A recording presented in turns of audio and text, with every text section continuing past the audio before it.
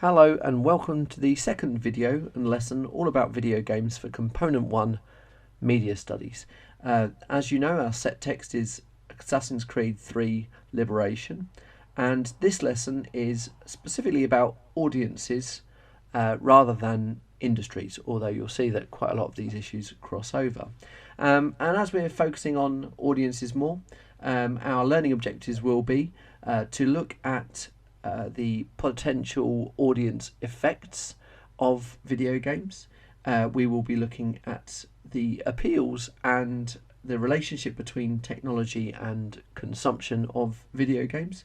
And finally, we will look at, of course, a little bit more at the social and cultural contexts that have influenced the game itself.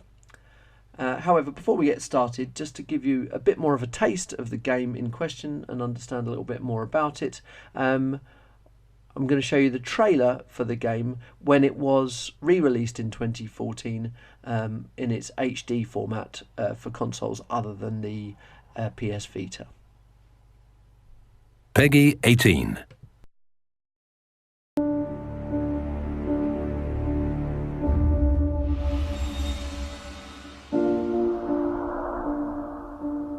I was born surrounded by injustice, but raised in privilege. My mother was a slave. My father, a man of opportunity and wealth. When my people were robbed of their humanity, I watched. And when the masters brought tyranny to this land,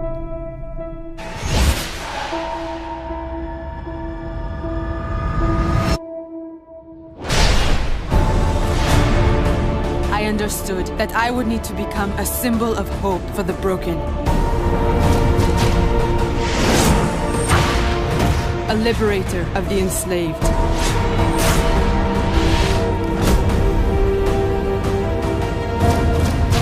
And an assassin who seeks justice for all.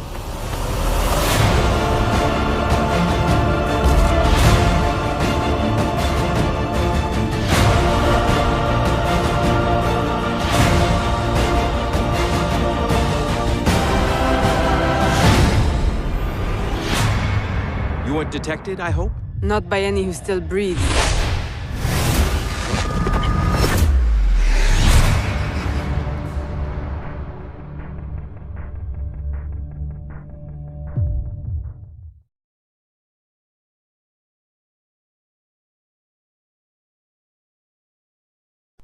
So hopefully from the trailer you get a real sense of the style and genre of the game, the levels of action, and of course the introduction to the narrative and the story, which obviously has some depth. But rather than jump in and start looking at the appeals of the game and the sort of context behind it, we're actually going to start where we left off in the last lesson and talk a little bit about the potential effects and impact that the game would have on an audience, and of course the regulation of the game industry and how it had an effect on Assassin's Creed 3 Liberation.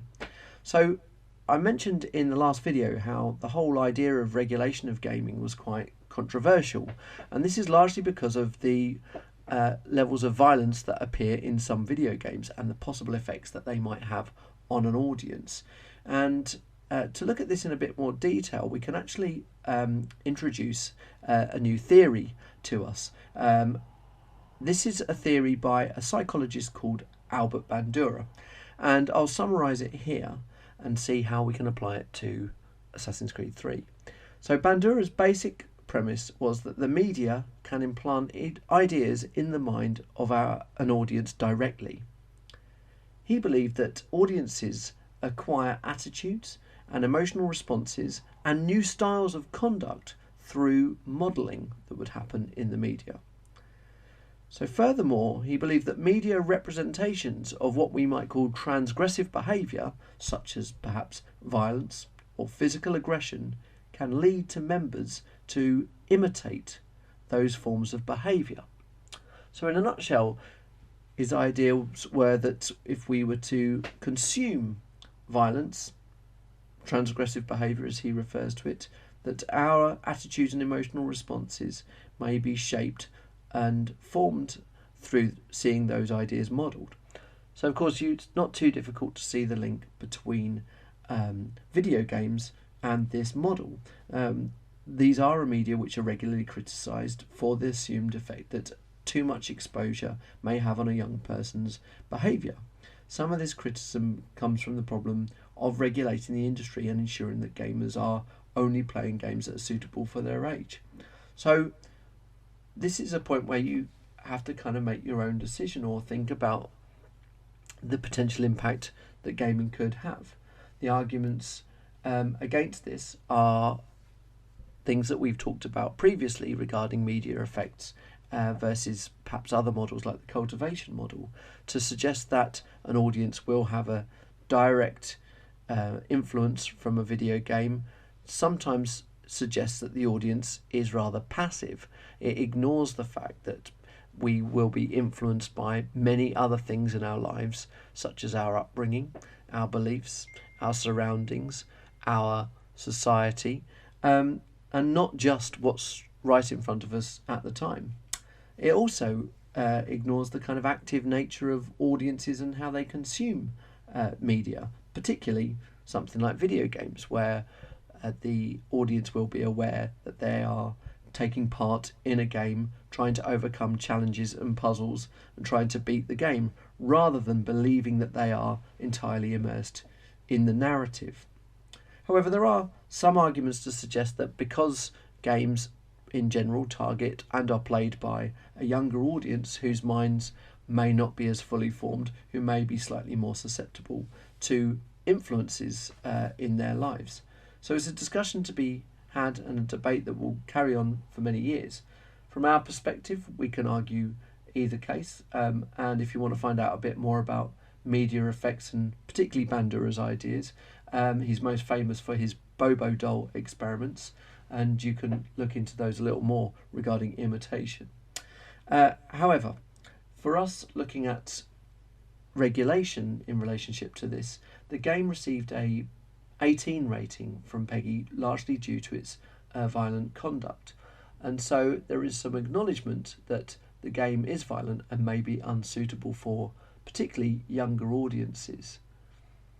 So I think what would be best now is to perhaps look at a short section of gameplay from Assassin's Creed 3 to give you an idea of the levels of violence that are in the game that players are subject to, and for you to decide whether you feel that this is something that would be imitable, is perhaps dangerous, or whether actually the gameplay would be fully aware that they were actively participating in a game rather than copying and mimicking or imitating the violence that they see on screen.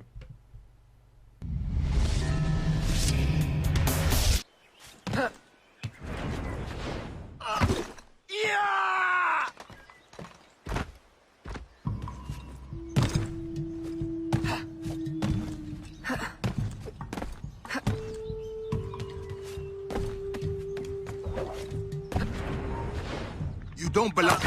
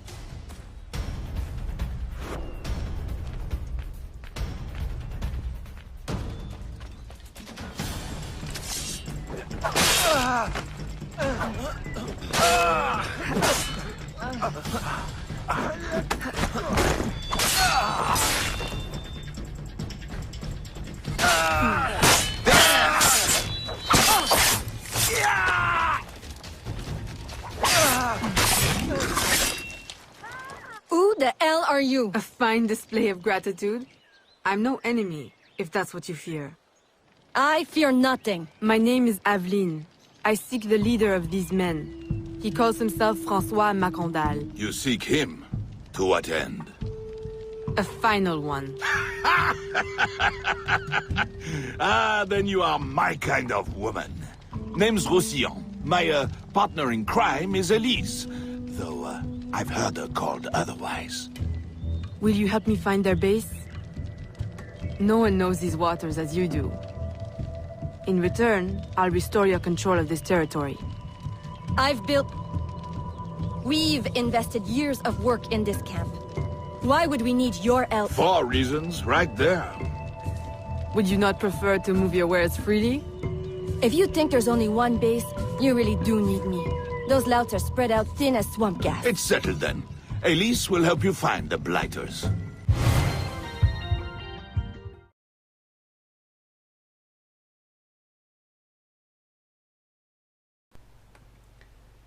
So next we'll talk a little bit more about the context of the game Assassin's Creed III Liberation. And whilst we've already covered some of the economic and, of course, technological contexts that have had an impact on the game and the format it was released on, we'll turn our minds to the social and cultural context. And, of course, the most obvious element to discuss regarding this, of course, is the inclusion of a female central character, which no doubt you recognised when you're watching the trailer and the gameplay sequence. This certainly reflects a cultural move within the industry to address changes within society and more specifically within the gaming world. Gender issues have long been a subject of debate within the gaming industries, where of course most of the protagonists historically in the best-selling games have tended to be male, and that's not to say that female characters do not appear in any games. However, this has largely tended to be in games aimed at younger audiences, and games creators and publishers have been criticised largely for adhering in the past to very outdated stereotypes, some that may be criticised of being sexist and in some cases even misogynist. Of course, the other element of this change and reflection of social and cultural changes is also an attempt to broaden the audience and appeal more to a female gamer. As mentioned before, for a long time the audience for video games has been stereotyped as the male teen, which clearly reflecting sales isn't true anymore. And whilst many of the audience are male and teenage, there is a growing and significant female audience. So this game also reflects the industry's attempts to reach out and offer a female audience a character that they may be able to identify with a bit more.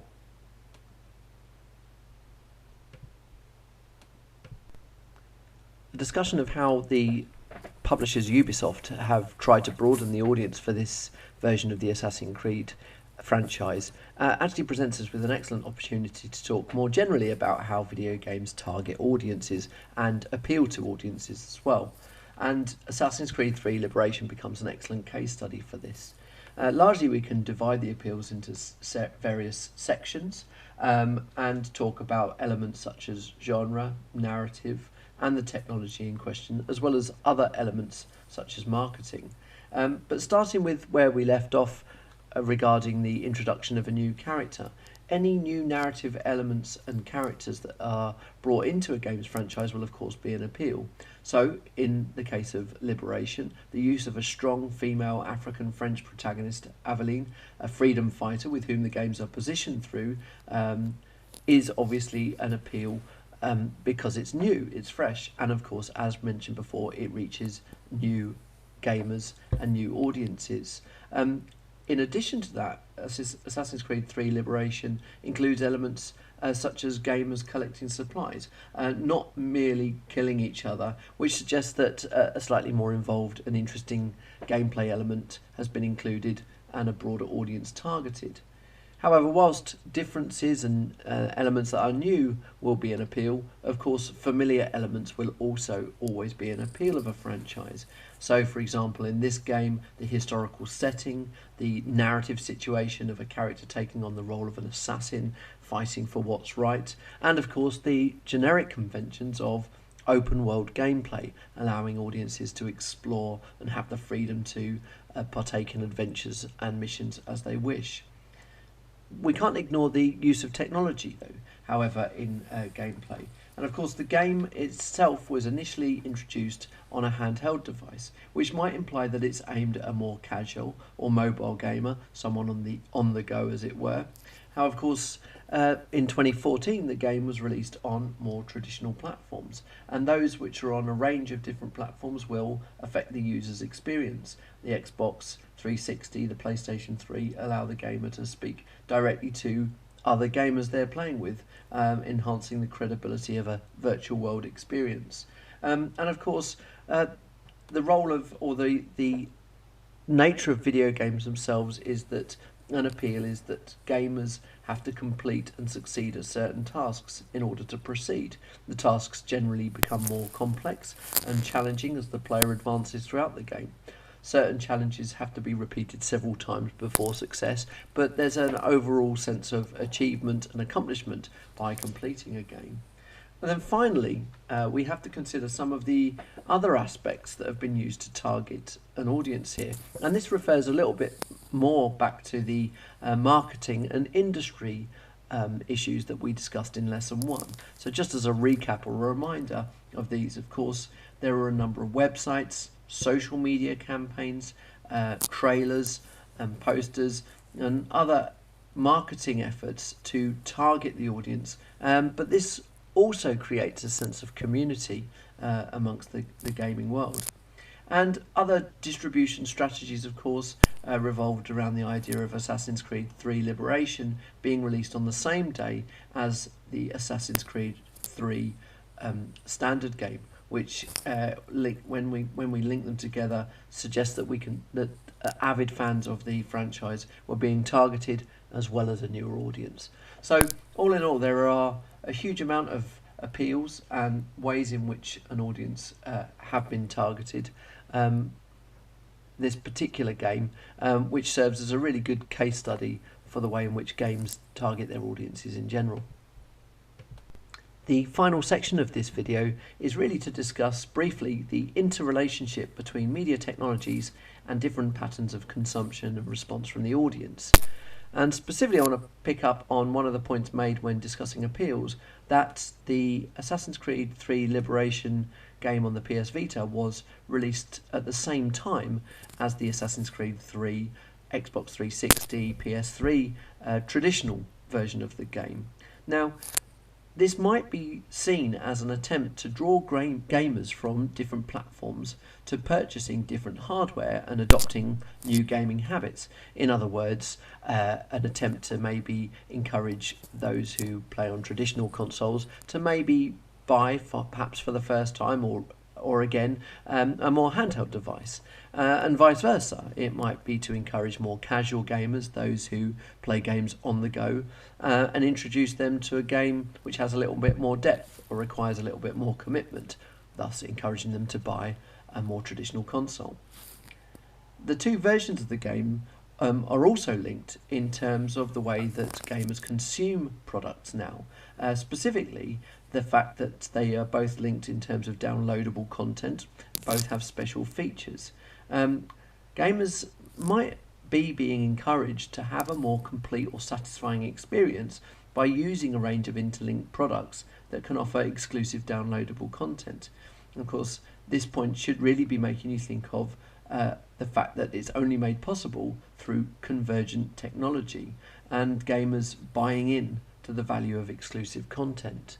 It again highlights the importance of convergence amongst different media platforms, but it raises our awareness of the fact that gaming is changing as an industry all the time, not only because of technologies, but also because of the different ways in which we consume content and the ways that we use different content.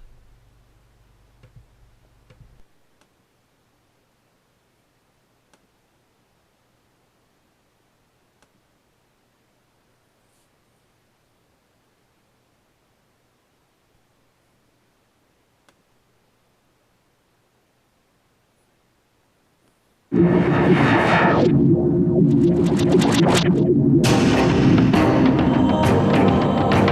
takes place at the end of the 18th century in Louisiana, and we're really telling Evelyn's own story. She's sort of drawn to question her values and assumptions, and she's pulled in different directions by both the Assassins and the Templars. Slavery, of course, in the 18th century was one of the leading industries around the world, so it's very much a part of the economic backdrop. So Ubisoft Sofia in Bulgaria is actually developing the game. We in Montreal are working very closely with them every day. So in terms of the scale of Liberation, we wanted to replicate the console experience on a handheld. So you will find that it's as large and deep as any of the other console entries in the franchise. The team's done an incredible job transitioning from one platform to another. We tend to focus on what we consider pivotal moments in human history. And the time of the American Revolution is obviously a very critical one, not just for the colonies in the United States itself, but actually for the entire world. Women have always played an important role in history, and at that time period, there's a lot of influential women. When we thought about the protagonist of our story, we thought that a woman would be great. We wanted Evelyn's skills to reflect who she is and her heritage, so we introduced a bunch of new weapons, like the blowpipe and also the whip. Anvil Next allows us to bring the full ACIII experience into the Vita.